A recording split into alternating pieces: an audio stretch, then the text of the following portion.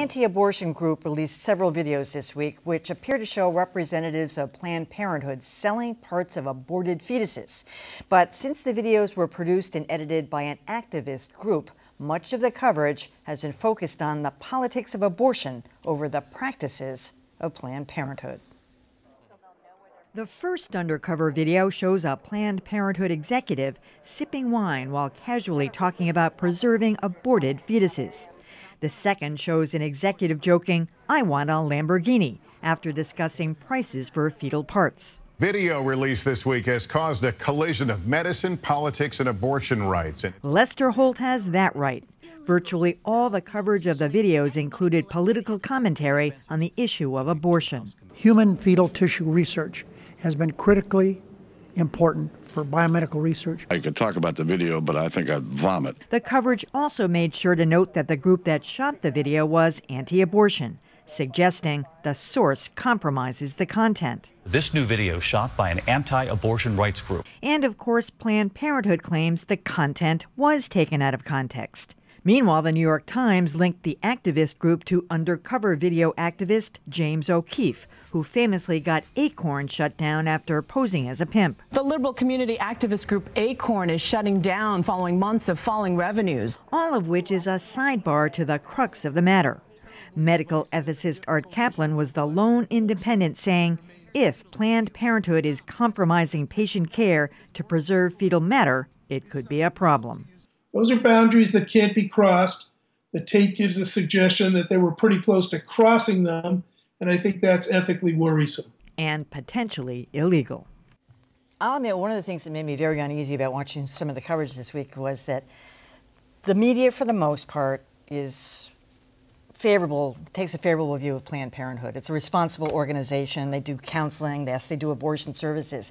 And I felt like people weren't tough enough on the organization. I mean, this was very cavalier. I mean, yes, it was edited, although they did release some longer runs of the video. But having a discussion of that nature, I have to admit, I didn't know that went on. I had no idea, and I thought that the media fell short of really explaining, if there is a process, about how you go away distributing, giving away, donating, whatever you want to call it. Fetal material for research. I mean, they do get money because I guess there's processing fees and all that, but this was pretty shocking that you would have that kind of a conversation over a glass of wine. And I just felt we got a little bit sidetracked with the debate over abortion instead of what Planned Parenthood was doing. I think it was the wine that was the sidetracking. I mean, I think the setting was very upsetting because, you know, they were talking about really serious issues in this incredibly cavalier-seeming way. But if you looked at that video, yes, you got one story. If you read the transcript, which several news outlets publish, the transcript was completely different. First of all, she talked a lot about ethics. She talked a lot about this being something that their patients requested, to donate tissue to science. She talked a lot about not taking money. I mean, it's something that Planned Parenthood has been doing for a long time under what seems like its own ethical guidelines. We can have a separate conversation about whether we should do that, but that's a completely different conversation. They were talking about changing the abortion techniques to not crunch the matter. That, as Art Kaplan said, is approaching, if not crossing, a line.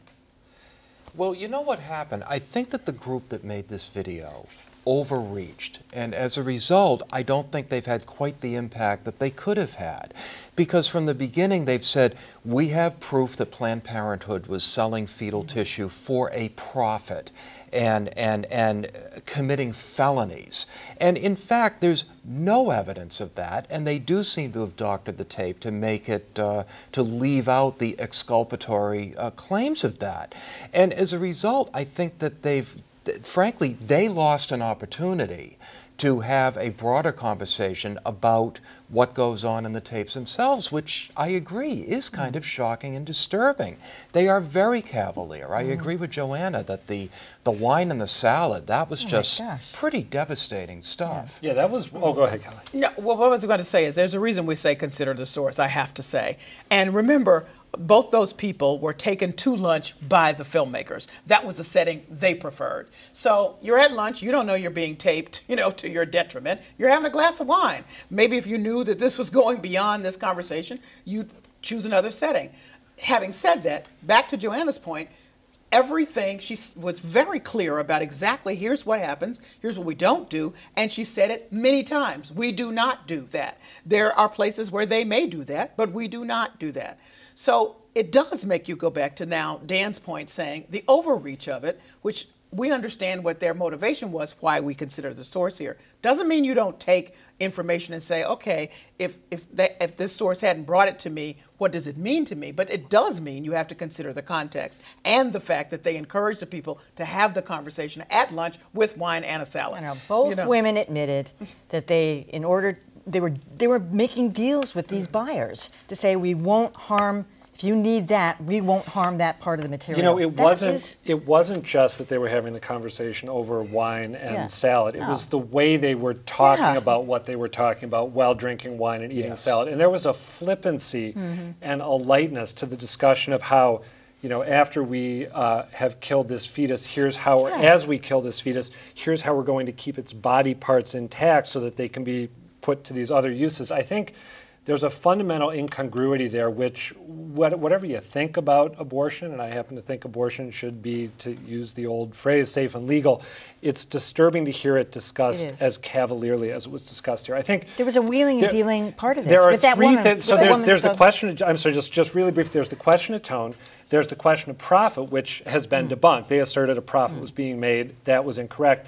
And then there's the question, which we've touched on, of whether they were basically talking about doing partial birth abortions, which are illegal, to keep these parts of the body intact. And on that, I think, you know, one of the Planned Parenthood executives was saying on camera, you know, there's laws, but those laws are navigable or something like that. And that is disturbing. Sorry. No, they did. They addressed that there were lines and that they didn't want to cross the lines and that but that maybe they were approaching the lines. But again, as Callie said, you have to consider the source. And this is about taking the abortion debate and focusing it on one thing and taking it away from all of the other issues. Joanna, my point is, I think they considered the source to the exclusion of what I thought was maybe the bigger issue there, which was what the practices of And I think it wouldn't have happened, is my point and Dan's point, if they hadn't lied about a critical piece of it. If they had promoted the piece differently. Here's what we found. Now, what do you guys think?